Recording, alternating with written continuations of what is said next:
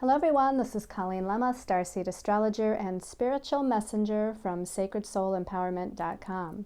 Here to do your weekly intuitive reading for Monday, February 1st through Sunday, February 7th, 2021. For this week's reading, we'll be using the Psychic Tarot by John Holland for the main message for everyone. And your special message card this week, depending on your stone of choice, will be coming from a brand new deck that I got over the holidays, actually, of last year from my very good friend who lives back in Michigan. It's called the Messenger deck by Michelle Lee Rieger Spice. So thank you, Shell. I appreciate you sending me this wonderful, beautiful deck. So let's go ahead and take a look first at our stones of choice for that special message card. Your first stone of choice is rhodonite. Now, I chose all pink stones this week because Venus is the star, as we'll find out when we talk about the astrology. Venus is highlighted this week. So we have beautiful pink rhodonite, and this is a stone of compassion. It helps to balance the emotions in the emotional body. It helps to clear emotional wounds and scars from the past, and it helps to activate the heart chakra. And then your second stone of choice is beautiful pink rose quartz. Rose quartz is a stone of universal love. It helps to restore trust and harmony in all kinds of relationships, opens the heart chakra to self-love as well as love of others. Okay, and then your last stone of choice is beautiful pink rhodochrosite. The rhodochrosite helps to stimulate love and passion. It energizes the soul. It lifts depression. It helps to improve one's sense of self-worth, and it helps to call in new love.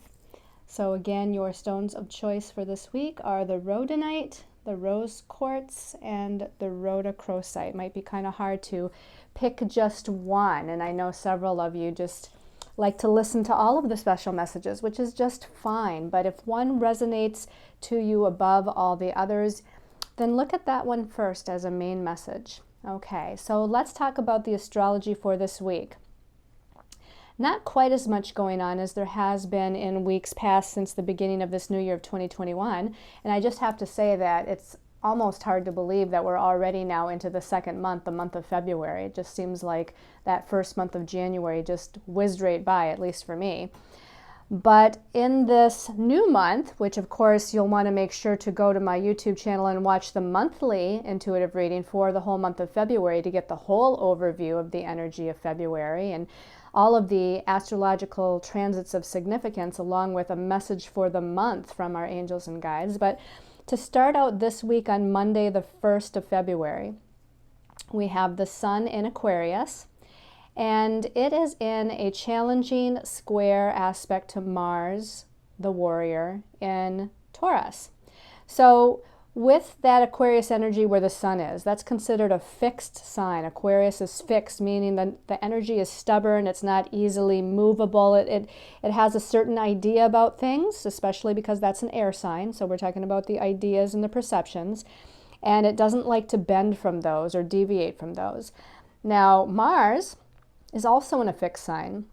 Taurus is fixed earth, whereas Aquarius is fixed air. So here we have more of that stubborn fixed energy in regards to our physical reality, certain things, situations that we are involved in. So again, it doesn't like change too much, those fixed signs. And so when you have the Sun in that fixed sign of Aquarius and it's challenging Mars in that fixed sign of Taurus, there could be this kind of power and control struggle a little bit within these energies, this kind of energy of not wanting change, but yet the square aspect that connects these two on Monday is kind of about forced change. So it's almost like sometimes the universe has to give us a little push, a little shove, basically, to redirect us on our path, so to speak.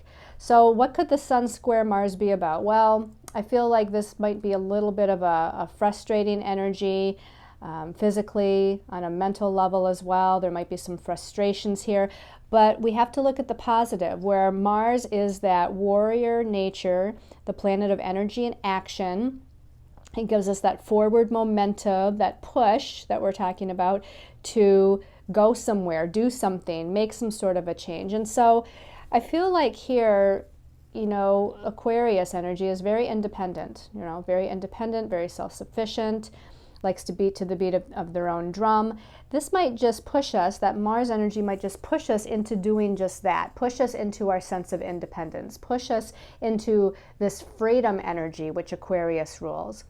Also on Monday, Venus, the planet of love and relationships, and she also rules personal resources like money and finances, and she also rules our values and our sense of self-worth. She is moving into Aquarius on that same day that the Sun is challenging Mars. To me, this is interesting because this is now the 5th planet that is going into Aquarius, or that now will be in Aquarius. Some of the planets will be in there a longer period of time, some of them not quite as long. Right now we have the Sun in Aquarius. Of course, we know that the Sun stays in a sign for about a month. We have Mercury, the planet of the mind, our thoughts, our perceptions, our ideas. That is in Aquarius right now, and because of a retrograde motion that just got initiated on January 30th. Now, we've been feeling the Mercury retrograde in its shadow since about mid-January, but it officially went retrograde on January 30th, and now until February 20th, it's retrograde in the sign of Aquarius, and then, of course, once it turns direct, it has to move forward again through Aquarius before it leaves. So Mercury's in Aquarius for a little bit of an extra long time than its norm. Of course, we have Jupiter and Saturn both in Aquarius, and they both moved into Aquarius the second half of December 2020. Now, Jupiter will stay in Aquarius all year. Saturn will be in Aquarius for about 2.5 years. Now we have, again, the 5th planet, Venus, moving into Aquarius. So that's a lot of Aquarian energy. And again, Aquarius is about freedom and positive change for the betterment of humanity, and it's about independence, scientific breakthroughs, coming together with people of like mind with a common goal or a common vision. And it is that higher mental God mind energy, to where these flashes of insight and knowingness and creative ideas start to happen, because Aquarius is that air sign. So Venus is going to be in Aquarius about a month or so. It travels similarly with the Sun, so I don't know the exact amount of days, but about a month that Venus will be in Aquarius before she moves on. So for this next month or so, we have a lot of Aquarian energy in this month of February, which I think is a great thing for collaboration and networking and new ideas, and just really moving positively towards what our future dreams and hopes and wishes are. On Friday, the 5th of February, and this might be going into Saturday, the 6th of February for some of you, depending on what part of the world you live in. But Venus now is connecting with Saturn, who is in Aquarius. And Saturn likes to limit, restrict, bring delays, bring a sense of responsibility. It likes to teach us certain lessons that we're needing to learn. And I'm going to come back to that in a minute, but as we move then into Saturday, Venus is then connecting to Chiron, the wounded healer, by a sextile. And then also on Saturday, Venus will be connecting to Uranus in Taurus in a challenging square aspect. So I wanted to put that all together because, again, Venus is highlighted, right? She's moving into Aquarius on Monday, and then for the rest of the week, it's all Venus. Venus connects with Saturn on Friday, going into Saturday. Saturday, she connects with Chiron, the wounded healer, and then also with Uranus, the Great Awakener, the one who brings sudden and unexpected redirection and change into our lives. So Venus, as far as love and relationships in that sign of Aquarius, she's much more independent. She's much more freedom-oriented. She's going to do what she wants to do, okay? So for the next month, that divine feminine energy is going to be much more freedom-oriented in connections with others, whether it be friendship, family members, and especially, again, significant others, romantic partners. She's much more independent and freedom-oriented. Now on Friday, though, when she connects with Saturn, It may bring in some karmic lessons that need to be learned regarding that sense of independence, regarding one's sense of freedom to do their own thing and be their own person. The other thing that Venus and Saturn coming together could do is to start bringing something into manifestation. So whatever those ideas are, and again, Venus rules money and finances too, so there could be some sort of new idea on how to create more income or personal resources. So Saturn here helps to solidify and bring things into form. Now this could be about a relationship too, to where there's more of a commitment that's established here. So we have to look at both sides of Saturn. Is Saturn bringing in some karmic lessons and feelings of limitation? Is it bringing in some sort of delays, maybe with finances or resources? Or is it bringing in this bigger and brighter and higher sense of responsibility that we have, and bringing things again, starting to manifest into third dimensional form? On Saturday, Venus connecting with Chiron brings an opportunity for some sort of healing. The opportunity for healing could be within relationships. The opportunity for healing could be within our own sense of self and our own psyche in regards to our self-confidence and our self-worth. And then when Venus connects with Uranus later that day on Saturday, this is something to where you should expect the unexpected. There might be some unexpected. Now, it is a challenging aspect, so it may appear that through some sort of challenge, and later on perhaps we're going to see what the blessing is. But this square with Venus and Uranus could bring an unexpected separation, let's say. It doesn't mean that it's long-term or forever, but it could bring some sort of, all of a sudden we need independence, we need freedom from each other, we need a little bit of downtime, we need to do our own thing, be our own person, discover who we are, discover our own values. There could be, again, some unexpected situation regarding money, finances, or other resources that come about.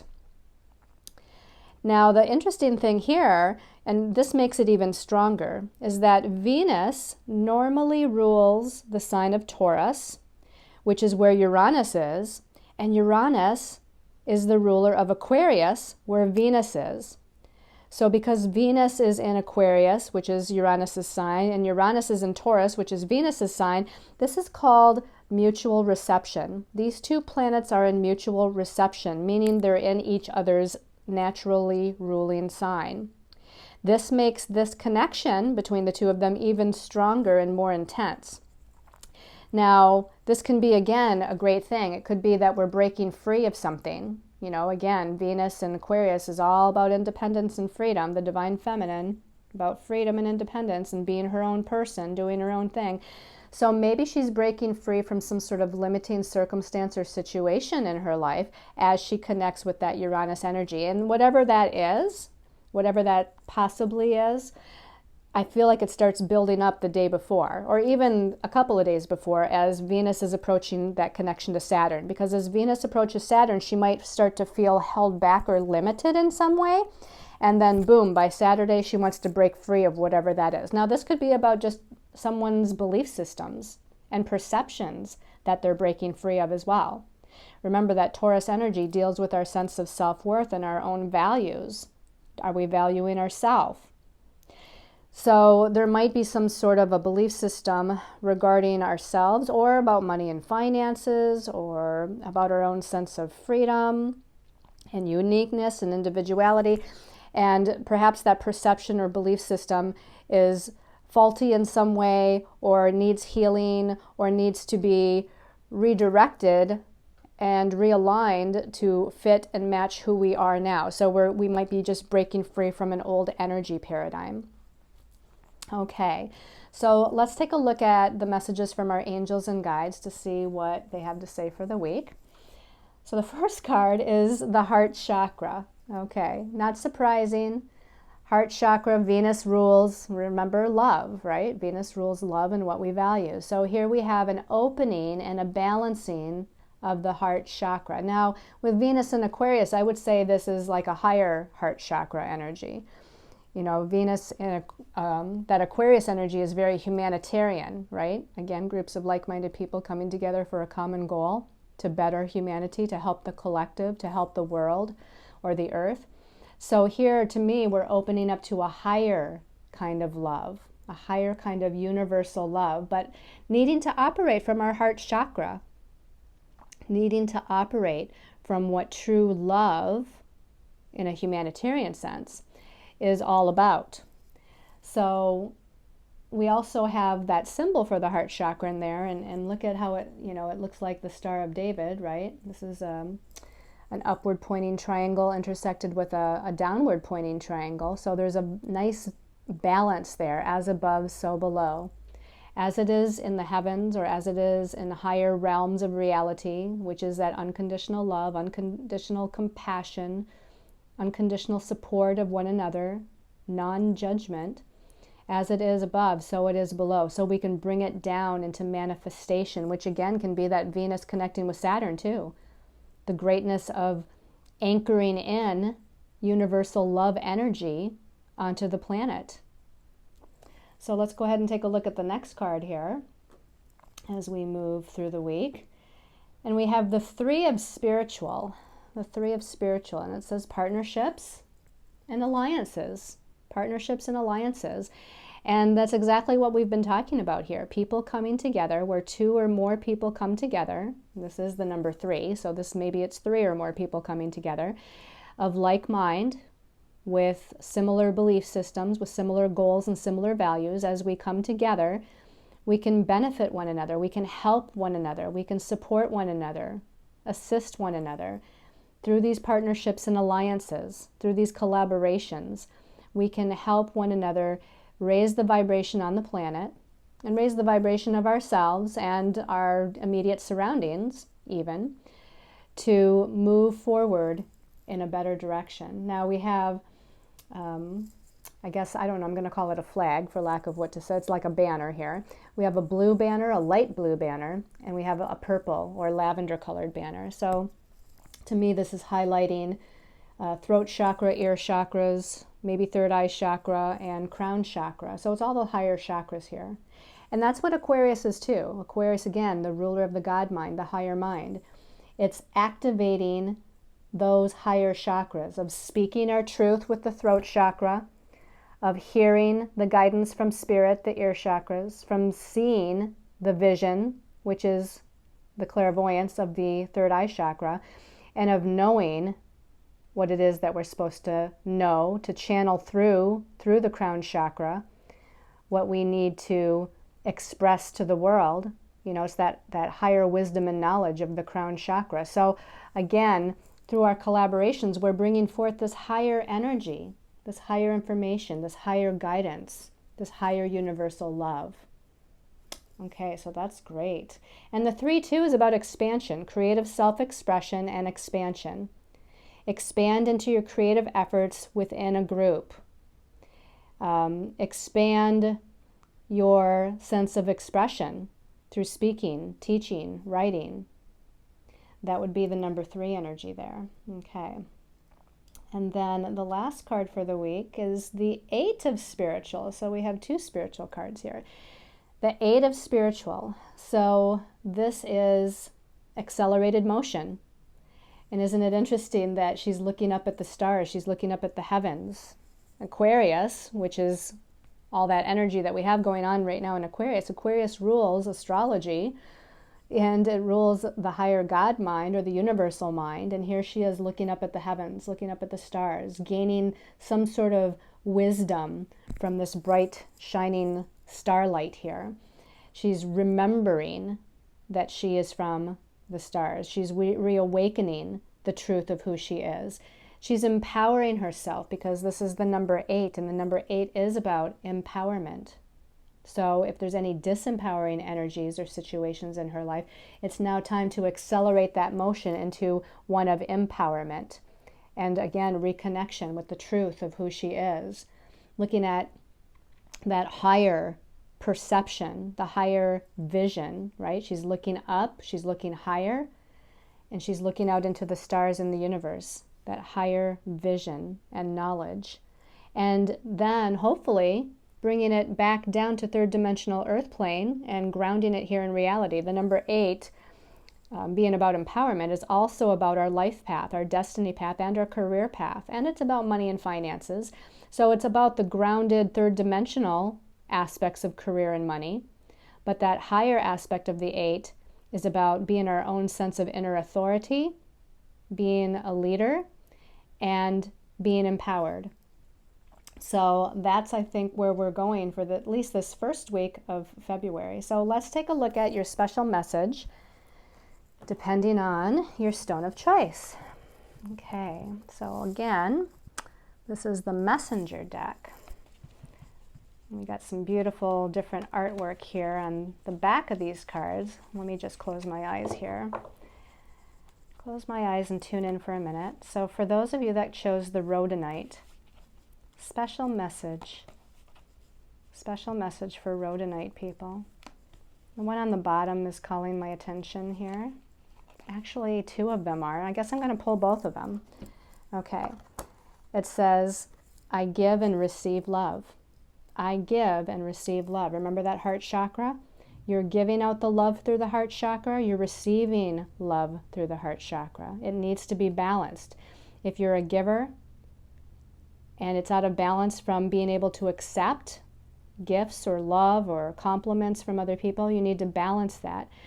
If you're someone who benefits from the assistance of others quite a bit, maybe it's time now to give of yourself in some way, shape, or form.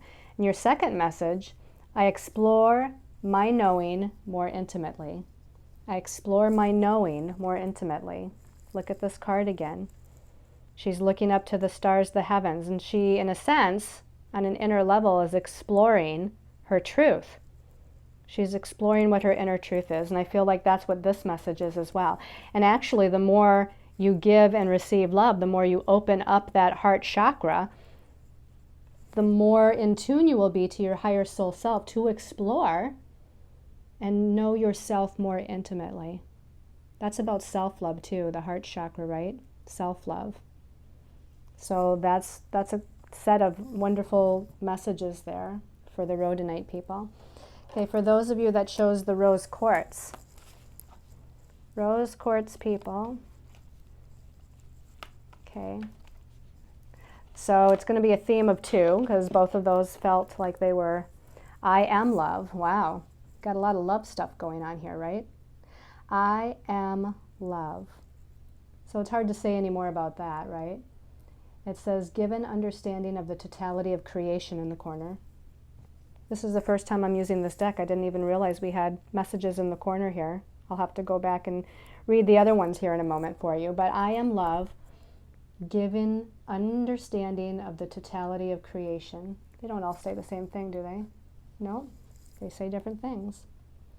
So I am love. And then the message that goes with that, with love, I am able to create my world. With love, I am able to create my world. Again, as you open and balance your heart chakra and you connect with your higher unconditional love, compassion, heart chakra, right? The more you connect with that love, the stronger your magical manifestation capabilities are. You're able to see the vision, feel the vision, and your heart chakra is in touch with the vision, so it helps to manifest and create it, even with more ease.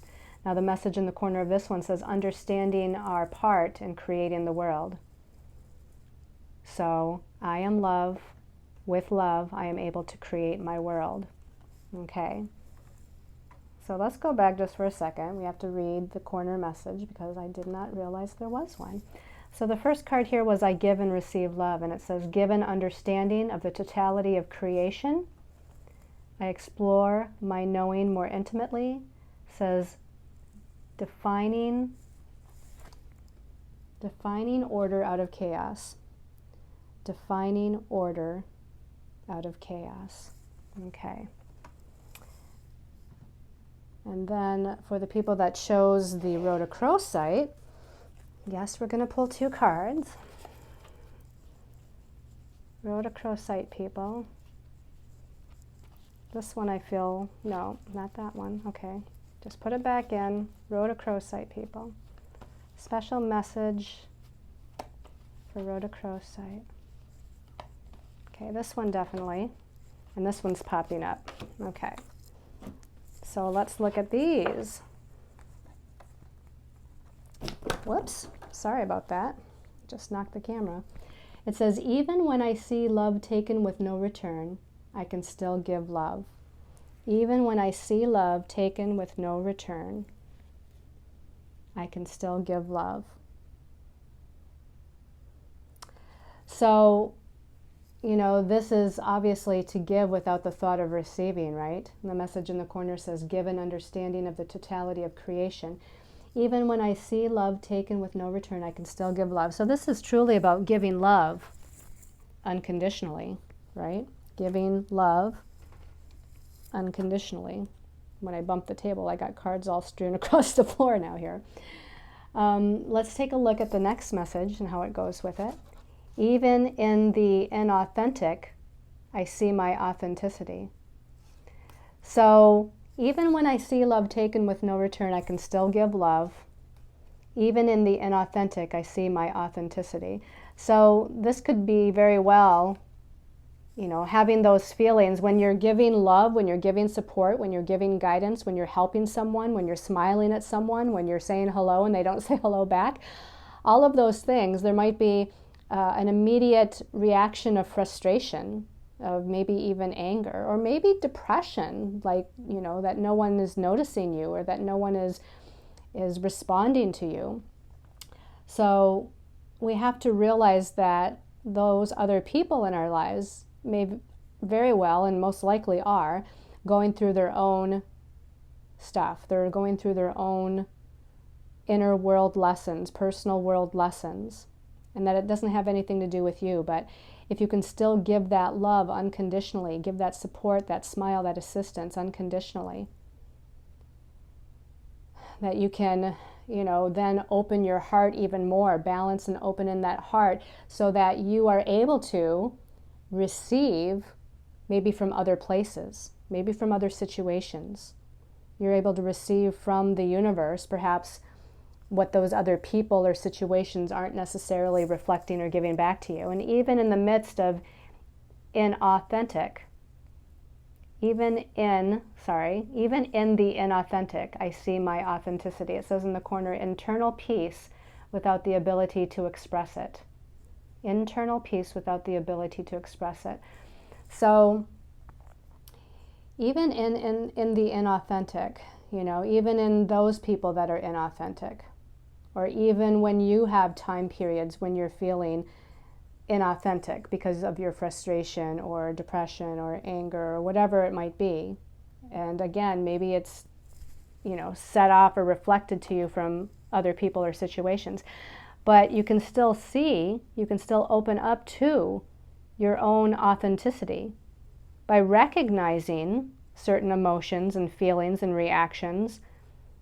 You're recognizing your authenticity, your truth, even that truth that isn't always the most positive, and that's okay. We have to accept all of ourselves, no matter what. We have to accept the good and the shadow side, because that's what makes us up. Every human being has a higher soul self side, a soul side, and a shadow side, or the ego shadow side, right? And the ego isn't all bad, right? The ego makes us who we are. The ego motivates us and inspires us to move in certain directions. We can get into a higher ego state, and meaning a higher, more positive ego state, then we can use it more appropriately and be even more authentic. Okay? All right. So I hope everyone has enjoyed this weekly intuitive reading for the first week of February. Thank you so much for your love and support, for sharing my videos, commenting on my videos. Please subscribe to the channel so that you can be notified when the next video comes out. And to those of you that have supported me through other ways, Facebook, and I'm now on Instagram, so you can find me on Facebook, Instagram, Tumblr, and Pinterest under both Colleen Lemma and Sacred Soul Empowerment. And thank you for those of you that have checked out some of my new products on my website, and those are going to continue to expand and grow. I just did another round last week on the last full moon of new products yet again. So more and more things are going to be created and coming out to assist you and help you and guide you on your own soul's journey.